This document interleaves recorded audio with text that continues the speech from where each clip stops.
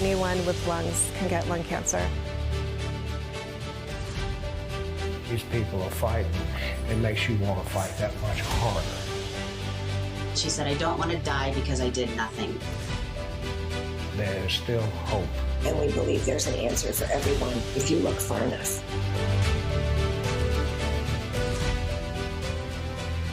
I'm Carla Hill, and welcome to Hope is Here. One of the definitions of hope is to expect with confidence. In the case of 38-year-old Gina Hollenbeck, it was an optimistic desire to overcome and thrive despite a stage 4 cancer diagnosis 7 years ago.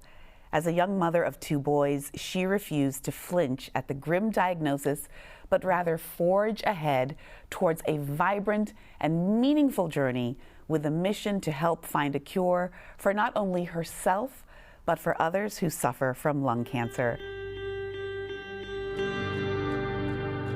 When I was diagnosed with lung cancer, one of the hardest things that I had to endure was telling the people that I loved that I had stage 4 lung cancer. Stage 4 is bad, and everybody knows that that's bad. People who are closest to me, my husband took in the diagnosis with me. He was at every single visit with me. So in essence, he got lung cancer with me. I felt so strongly that I didn't want him to have to go through that pain because I love him so much. And I was like, if you want to hit the road, you can. And he said, you are the silliest thing ever. Of course, I want to go through this with you. And I want to be here to hold your hand through every bit of it. And the next hardest thing was telling our children. Telling them was hard, but we told them in a way that was very positive, that Mom is a fighter, and I'm strong, and I have a lot of good things going for me.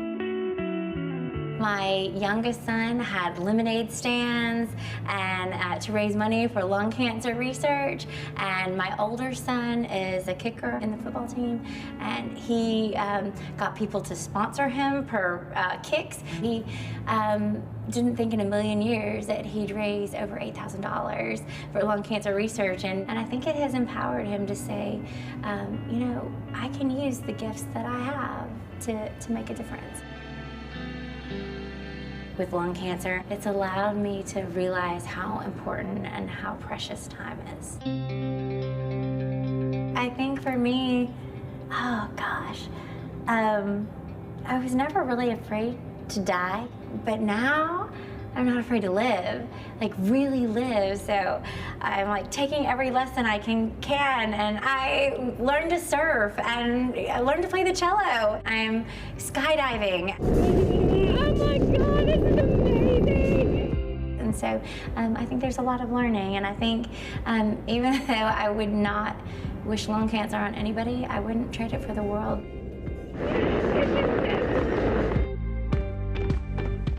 Joining me now is Gina Hollenbeck and her son Hudson. Welcome, Gina. How are you? I'm doing good. Thanks for asking. Today is a great day. It is my birthday. And so like you said, I'm celebrating my 45th birthday, and I'm super excited to be able to have another one. Absolutely. Birthdays are meant to be celebrating that journey around the sun again. And thank goodness that you are here. Hudson, also so nice to meet you. Thank you both for being here on such a special day. I want to begin with you, Gina. You know, you said that you wouldn't wish cancer on anyone, but at the same time, you wouldn't trade your experience for the world. That's a really powerful statement. It might sound scary, but explain that to us. For me, cancer was kind of like a reset button in my life, and it kind of gave me an opportunity to really evaluate the things that were truly important to me and the things that weren't. Dr. O, when I met him the first time, never gave me an expiration date, never gave me a time that I would die. He just said he would do everything he could in his power to help me. And other doctors had given me expiration dates of 10 months and of 4 years. And when you are put with a timeline in front of you, you think, well, how do I really want to spend that time? And so for me, it was very, I guess, just me looking into myself and how I felt about my relationships with my family, and it changed everything. Really, it made me appreciate all the moments. And I think there are two types of people in the world: those that think that nothing is a miracle, and those that think that everything is a miracle. And I turned into the latter. And the sunsets are so special to me now. And just the look in my kids' eyes, and my husband when he takes care of me, and he's so loving and caring. And so anyway, I just learned to appreciate all those moments much more. Wow, what a blessing. Thank you for sharing that with us. I want to turn to Hudson. It's not always an easy time for you. How has your mother gotten you through the tough times? Well, I mean, she's just been such a great, advocate for success and to stay with a positive attitude. She taught me a very special saying called "Mud or Stars," and it's something we've always kind of just been with our family ever since the beginning. We originally were stationed in Germany due to my dad's job as a FedEx pilot. What was that, like 8, 9 years ago now? So it's been a while. But that's one thing that we always kind of stuck with is "Mud or Stars." And what that means is basically, how are you going to have your perspective? You know what I mean? Are you going to see the good, which is the stars, or are you going to see the mud? And that's something that kind of stuck from there throughout my mom being diagnosed with cancer. And she's always stuck to that. You know what I mean? It's been, to heart. And my mom is definitely someone I look up to, and someone who teaches me how to maneuver through life with the best outlook possible, in my opinion. She's just a fighter. She's never going to give up. And I think, if she can do it, then she shows a lot of other people that they can do it too, because she shows everybody there is a way to have hope. And, a lot of that is through God, and that's what we believe. So she's a really special woman to have in my life, and I really look up to her. And that's basically my thoughts. Oh, wow. Thank you, Hudson. Gina, when did that "Mud or Stars" saying come in at the right time between you and Hudson? Well, it was actually the first time that I had read it was when we were in Germany, and we were just learning to acclimate to a new culture. And I told Hudson that saying, while we're in Germany, either we can look at all the positive things here, or we can look at the negative things. The choice is going to be ours. So "Mud or Stars." And one day he caught me crying in the bathroom after, a rough day. And I heard him knock on the door, knock, knock, knock. "Mama, what's it going to be, mud or stars?" And I didn't think my second grader was paying attention to me, but he was. And so probably one of the hardest things about cancer is I did feel optimistic after my diagnosis, but I was afraid that my kids wouldn't feel optimistic. And so telling them was one of the hardest things that I've ever had to do. But Hudson came right back at us. Now he was in the 6th grade, 4 years later, still remembering that. And he said, "What's it going to be, Mom, mud or stars?" And I just said, "Stars, baby, stars all the way." That is so touching. That's what we've tried to do, is really look at the positive. Stars all the way. That is incredible. What a wonderful mantra to have between you and your family. Gina, you talk about how important your treatments have been. You have a very specific type of lung cancer. And when you were first diagnosed, you said that if you had to have lung cancer, this would have been the kind you wanted to get. Please explain that to us and the audience. What does that mean? Sure. I was diagnosed back in 2015, and things have changed so much when it comes to lung cancer. The science and the research is just progressing very rapidly. But in 2015, I was so lucky to have Dr. O, who knew to do biomarker testing. That was looking at the DNA of my specific cancer and figuring out what was driving it to see if there was a specific drug that could help it. And I happened to be one of the lucky ones that did have a target, a targetable mutation is what they call it. And that meant that instead of taking IV chemo, I could take a little pill. And Dr. O told me, you know, sometimes this little pill can just melt away cancer, and you can take it at your house. You don't have to come and get an infusion. You don't have to lose your hair, you know, all of the things that, you know, we typically equate chemotherapy and cancer with. And so this particular mutation had several drugs for it. So some people even told me that I won the lung cancer lottery. Well, you know, again, there's your positivity at looking at things. We're talking about someone that is very special to you. And before the show came on, I noticed that you all have such a wonderful relationship. I want to say hello to Dr. Osayo Giagbon. Dr. O, may I call you that as well? Please, by all means, Carla, please. Thank you so much. Tell us, where is Gina on her cancer journey? Yeah, Gina is on the road as we all are through life. She learned about this cancer all of 7 years ago.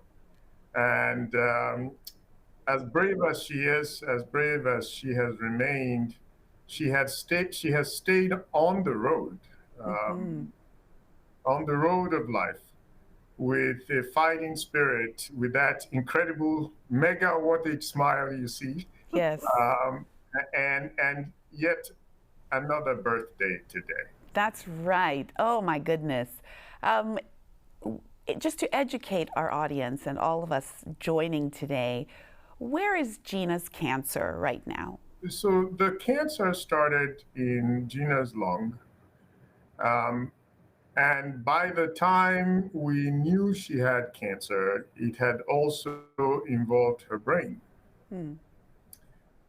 which is why we call it stage 4, when a cancer starts in one place and finds its way to a different place. Typically, that is stage 4. She has had treatment for her cancer. Everything we know to do, we have done. With her guidance. One thing I must emphasize is Gina has remained in control of the decision making. I explained to her, my role is that of an advisor. Wow. To explain to her the range of possibilities and the options that she has, the good and the not so good of each one, and then step back to encourage her to select for herself which one sounded best for her. And she has been very, very competent in making the best choice for her. And I must also emphasize that on this journey has been a guy named Greg beside her every step of the way. Greg Hollenbeck, her husband. Yes. Champion. Yes, shout out to Greg.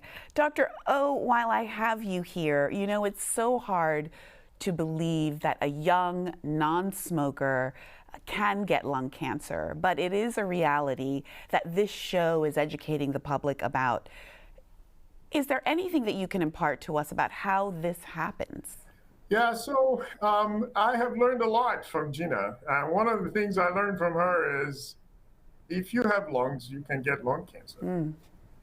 I knew that, but I never had it presented to me in such a nicely packaged way as when she told me that. Because we know, of course, that the majority of people who get lung cancer are people who over the years have been exposed mostly to cigarette tobacco smoke, right? But we are also seeing that indeed what Gina said, if you have lungs, you can get lung cancer is absolutely true. People who themselves have no clearly identifiable risk for lung cancer are some of the fastest rising people being diagnosed with lung cancer worldwide and certainly in the United States day. Wow. Thank you so much for that information.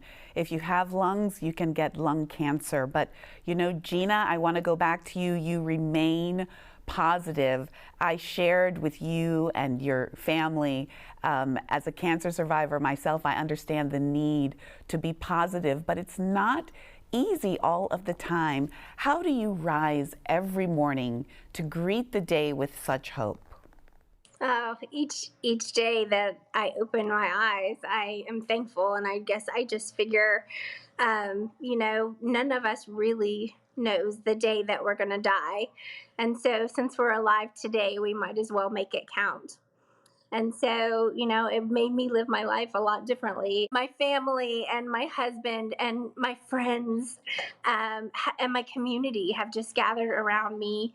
And I will have to say that, I may have stage 4 incurable cancer, but I feel like one of the luckiest girls on earth.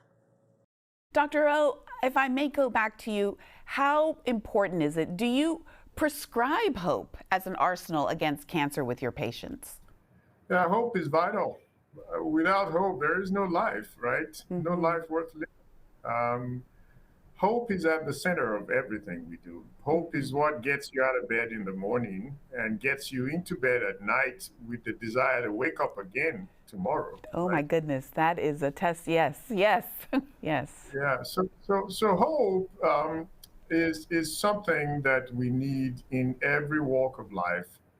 And especially when faced with adversity. Gina is one of the bravest people I know. I have been moved by her so many times to look deep within myself and say, look, if this young lady faced with this wakes up in the morning and every single time I see her has this incredible smile on her face, Indeed. Sparkle in her eyes, who am I not to smile and sparkle beside her?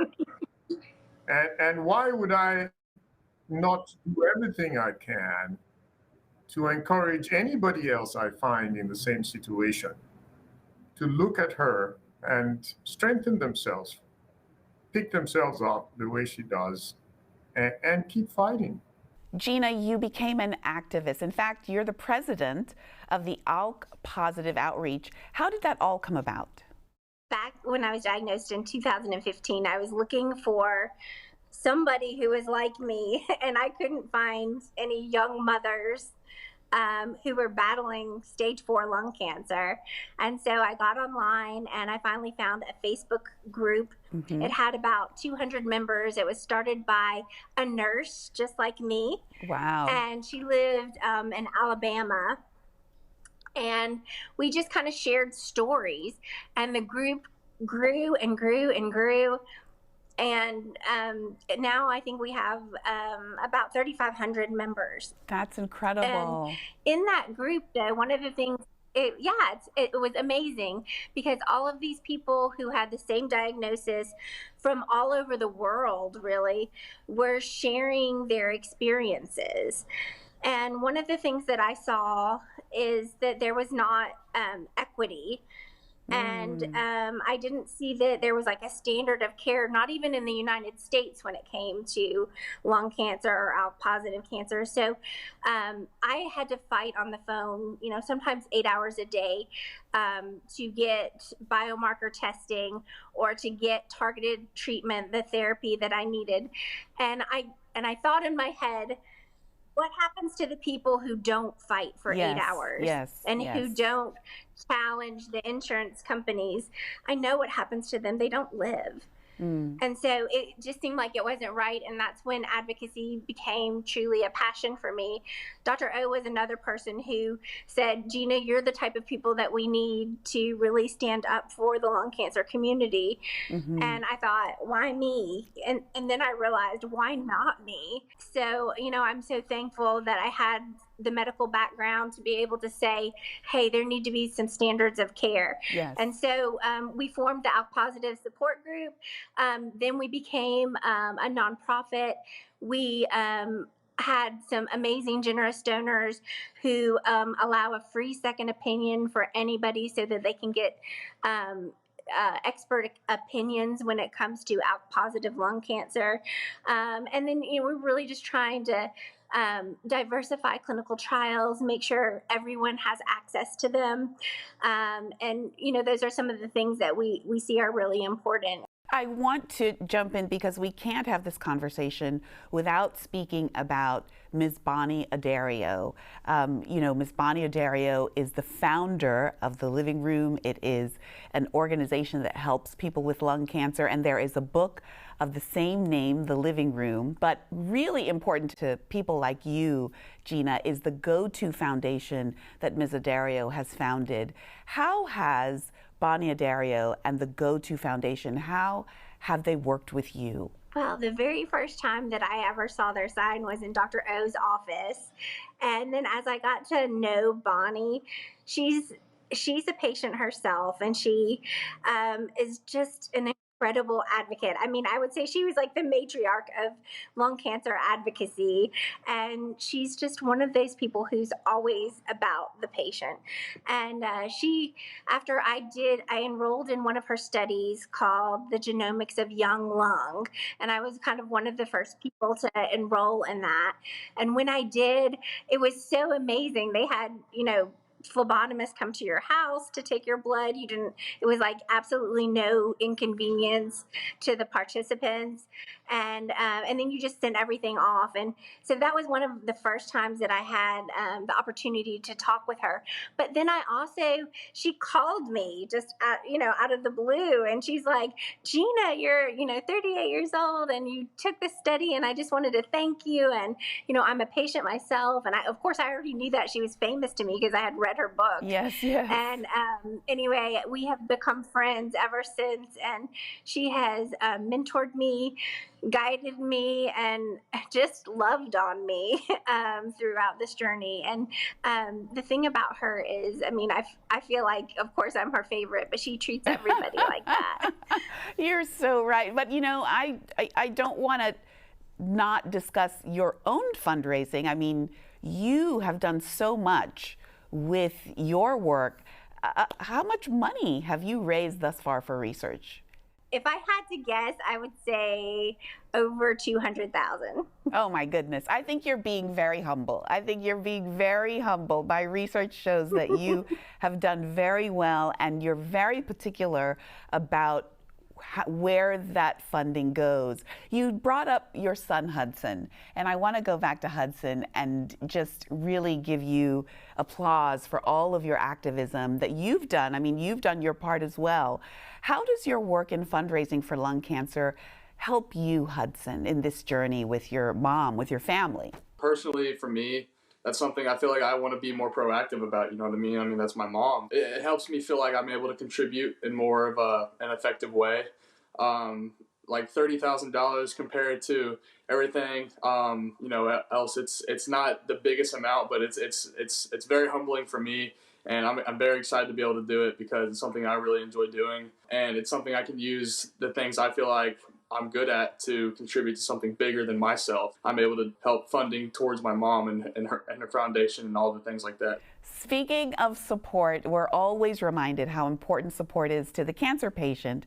And speaking of which, Gina, you have your own circle of people who are supportive of you and your cause. And we have someone right here to tell us about Gina's Army. Tara Hart is with us. Welcome. Tara, who are Gina's Army? It's like the 10,000 people she seems to affect on a daily basis, because everybody that meets Gina falls in love with her immediately. I've been friends with her for probably 15 years now. Oh my goodness. And I don't know what to say. Just everyone that meets her feels the same way I do about her. So she is very easy to support, and it's a really important cause. And Tara, what does being a part of Gina's Army do for you? Well, throughout all of this, especially seeing someone so young, living a similar life to myself, we're the same age, you look and see her come up with this diagnosis that seems so genuinely unfair. She's young, she's healthy, she takes care of herself, she's never smoked, and then she gets this diagnosis, and you sit back and think, what can I do to help? You feel so helpless. So then you just try to come up with anything to try to take some of the burden that she may carry onto yourself.